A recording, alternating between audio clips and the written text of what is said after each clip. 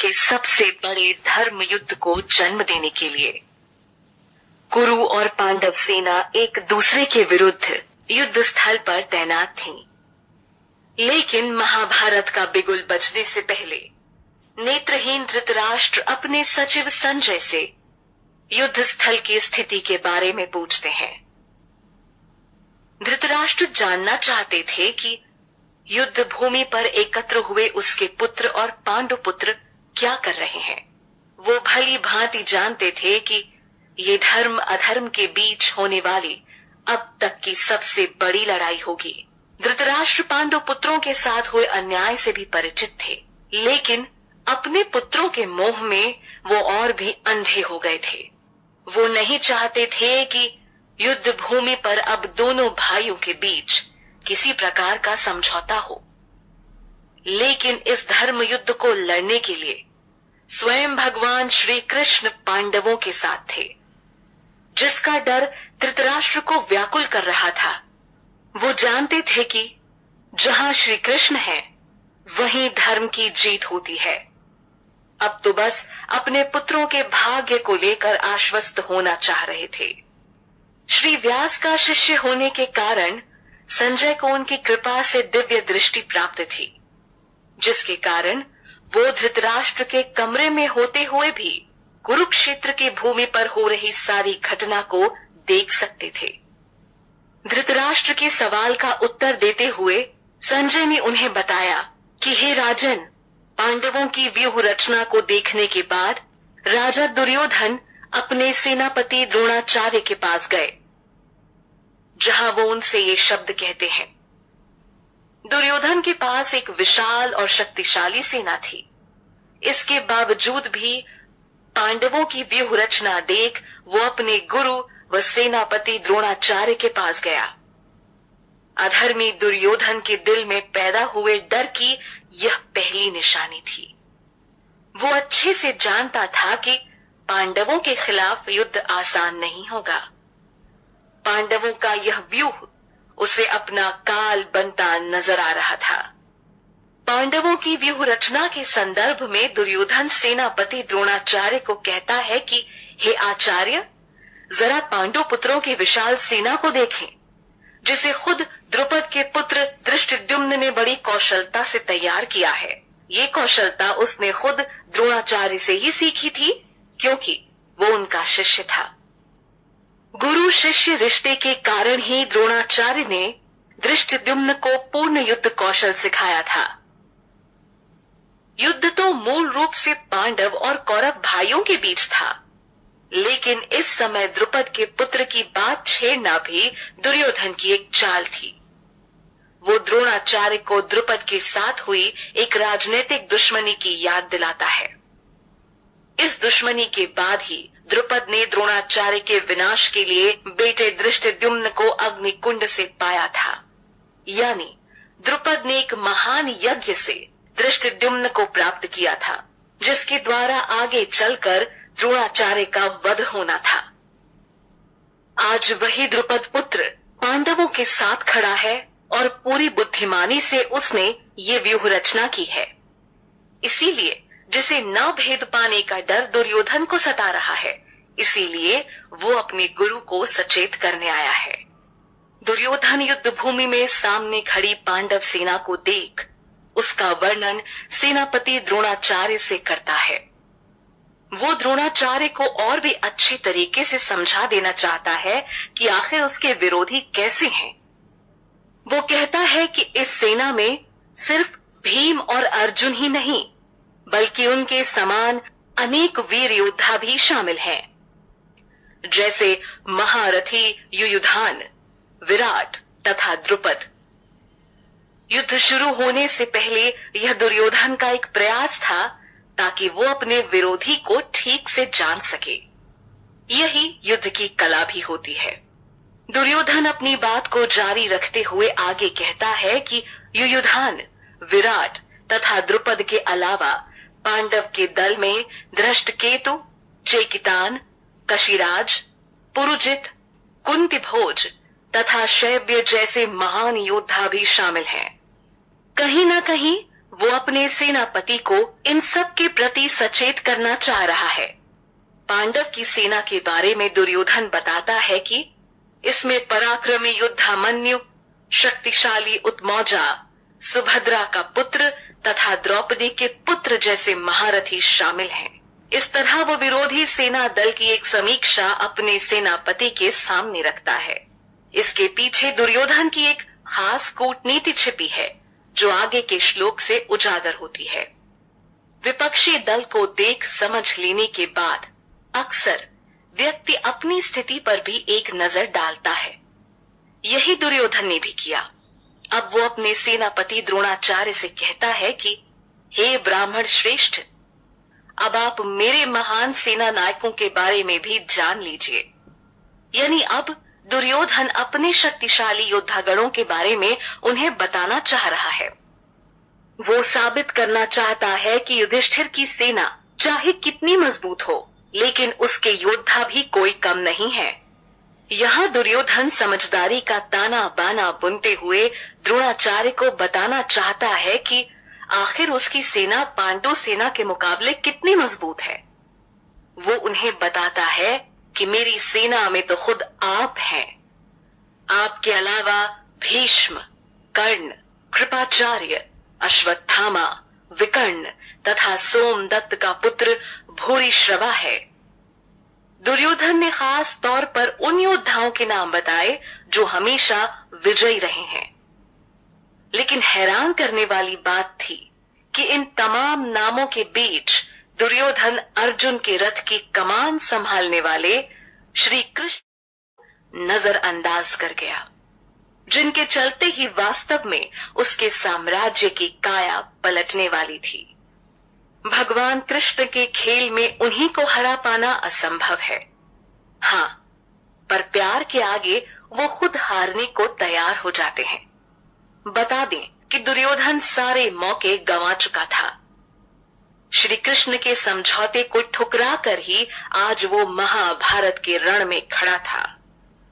लेकिन इसके बावजूद भी वो खुद को बहुत शक्तिशाली मान रहा था। वो अपनी सेना का परिचय देने के साथ यह भी कहता है कि मेरी सेना में ऐसे अनेक शूरवीर हैं जो मेरे लिए अपनी जान भी दे सकते हैं। वे सभी युद्ध विद्या में माहिर हैं और उसके साथ ही उनके पास कई प्रकार के हथियार हैं। ऐसा बताकर वो गुरु द्रोणाचार्य के सामने अपनी जीत का डंका बजा रहा था। इस श्लोक में निसंदेह दुर्योधन का घमंड झलक रहा है, जो कि अपनी और पांडव सेना की शक्ति के बीच एक तुलना को प्रस्तुत कर रहा है। दुर्योधन की नजर में उनकी सेना भीष्म पितामह द्वारा संरक्षित है, जो कि बहुत अनुभवी है और इस कारण उनकी सेना को हरा पाना मुश्किल है। जबकि दूसरी तरफ पांडवों की सेना की सुरक्षा भीम कर रहे हैं, जो कि भीष्म पितामह से कम अनुभवी है। अपनी जीत का पताका लहराते हुए यहाँ दुर्योधन पांडव सेना को कम आंक रहा है। नियम के अनुसार हमें कभी भी सामने वाले को अपने से कमजोर या छोटा नहीं समझना चाहिए। लेकिन अपनी जीत को लेकर आश्वस्त दुर्योधन इस नियम को तोड़ते हुए नजर आ रहा था, क्योंकि उसमें भीष्म पितामह जैसे महान सेनापति के अपने साथ होने का घमंड है। पिछले श्लोक से दुर्योधन की मानसिकता का पता चलता है कि कैसे वो पूर्ण रूप से भीष्म पितामह और उनके युद्ध कौशल पर निर्भर है। वो समझ रहा था कि अगर भीष्म पितामह युद्ध के आखिरी पल तक उसके साथ रहें, तो जीत अवश्य उसकी सेना की होगी। भीष्म पितामह की शक्ति का परिचय देने के बाद अब वो यहाँ अपने बाकी सैनिकों को संबोधित करता है। दुर्योधन उन्हें आदेश देता है कि आप सभी अपने अपने मोर्चों पर खड़े होकर भीष्म पितामह की सुरक्षा करें। वो नहीं चाहता था कि उसके सैनिकों की व्यूह रचना को दुश्मन भेद कर सरलता से भीष्म पितामह तक पहुंच सके। वैसे यह जीवन भी युद्ध क्षेत्र के समान है, जहां हर कोई अपनी कीमती चीज को आखिरी पल तक संजो कर रखना चाहता है। तो बस दुर्योधन भी यही कर रहा था। श्लोक में कुरु वृद्ध शब्द का उच्चारण हुआ है, जो दर्शाता है कि पितामह कुरु वंश के वृद्ध थे, पर साथ ही युद्ध कला में बेहद निपुण, जिसके चलते दुर्योधन को उनकी सुरक्षा की चिंता थी।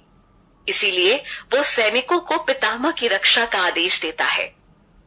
दूसरी तरफ पौत्र दुर्योधन की बात सुनकर व उसके मनोभाव को समझ भीष्म पितामह उच्च ध्वनि में अपना शंख बजाते हैं। उनका ये स्वरूप सिंह की दहाड़ जैसा प्रतीत होता है, जिसे देख दुर्योधन खुशी से भर जाता है। शंखनाद करके पितामह दुर्योधन का हौसला बढ़ाते हैं, जिससे संदेश जाता है कि वो पूरी निष्ठा से दुर्योधन के साथ ही हैं।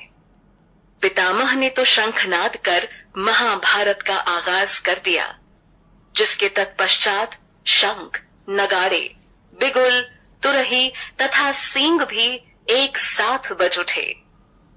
इन सब की ध्वनि से माहौल में कोलाहल मच गया। तैयारी पूरी हो चुकी थी। अब तक का सबसे बड़ा इतिहास कुरुक्षेत्र के रण पर लिखा जाना था। चुनौती देने को कुरु और पांडव वंश एक दूसरे के सामने खड़ा था। कौरवों की तरफ से शंखनाद हो चुका था और अब बारी थी पांडव सेना की। सफेद घोड़ों द्वारा खींचे जाने वाले रथ पर अर्जुन आसीन थे। जिस विशाल रथ की डोर किसी और की नहीं बल्कि स्वयं भगवान श्री कृष्ण के हाथ में थी। अब जिसकी डोर खुद ईश्वर के हाथ में हो, उसे हार जीत की भला क्या चिंता। विपक्षी दल के बाद अब अर्जुन और श्री कृष्ण ने भी अपने अपने दिव्य शंख बजाए।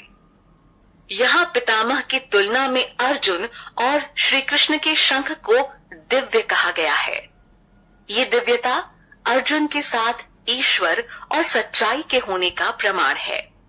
इस श्लोक में भगवान श्री कृष्ण अर्जुन और भीम को अलग अलग नामों से संबोधित करके बुलाया गया है, जो नाम उन्हें उनके दिव्य कर्मों के कारण प्राप्त हुए हैं। जैसे कि भगवान को ऋषिकेश कहा गया क्योंकि वो सभी इंद्रियों के स्वामी हैं। अर्जुन को धनंजय कहा गया है क्योंकि एक समय पर उन्होंने अपने बड़े भाई के लिए धन जमा करवाने में मदद की थी, जिस धन से उनके भाई यज्ञ करना चाहते थे। जबकि भीम को यहाँ वृकोदर कहा गया है क्योंकि वो अधिक खाते हैं। साथ ही उनके द्वारा किए गए अति मानवीय काम एक आम व्यक्ति के बस से बाहर हैं। तो यहाँ भगवान या कहें ऋषिकेश ने अपना 5 जन्य शंख बजाया, अर्जुन ने देवदत्त नाम का शंख बजाया और भीम ने पौंड्र नाम का अपना भीषण शंख बजाया। इस तरह इन्होंने अपने अपने दिव्य शंख बजाकर दुर्योधन के सामने कड़ी चुनौती पेश की। निसंदेह शंखों की आवाज विपक्षी सेना के दिल में डर पैदा करने के लिए काफी थी, लेकिन युद्ध तो अभी आरंभ होना था। ऋषिकेश, धनंजय तथा भीम के बाद अंततः करने के लिए काफी थी, लेकिन युद्ध तो अभी आरंभ होना था।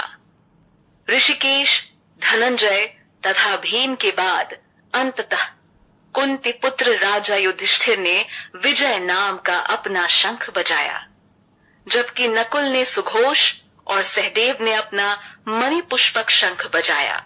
शंख ध्वनि बता रही थी कि अब वो युद्ध के लिए बिल्कुल तैयार हैं, जिसकी मंशा से ही सब युद्ध क्षेत्र में एकत्रित हुए हैं। महान धनुर्धर काशी के राजा, महान योद्धा शिखंडी, दृष्टद्युम्न, विराट, कभी ना पराजित किए जाने वाले सात्विक, द्रुपद, द्रौपदी के पुत्र तथा बड़ी भुजा वाले सुभद्रा के पुत्र आदि सब ने भी अपने अपने शंख बजाए। राजा धृतराष्ट्र के कक्ष में मौजूद संजय ने उन्हें युद्ध क्षेत्र में हो रही गतिविधियों से अवगत करवाया। उन्हें बताया कि किस तरह हर किसी ने अपना अपना विशेष शंख बजाया। ये शंख ध्वनि उनके अंदर छुपे आत्मविश्वास को उजागर कर रही थी। और भला भगवान श्री कृष्ण का साथ पाकर किस में ये हौसला नहीं आता। वैसे भी हर किसी को जीवन में एक ऐसे व्यक्ति का साथ चाहिए होता है जो उसे हिम्मत, हौसला दे सके। युद्ध लड़ने को अब हर कोई तैयार था, जिसका प्रदर्शन वो कर चुके थे।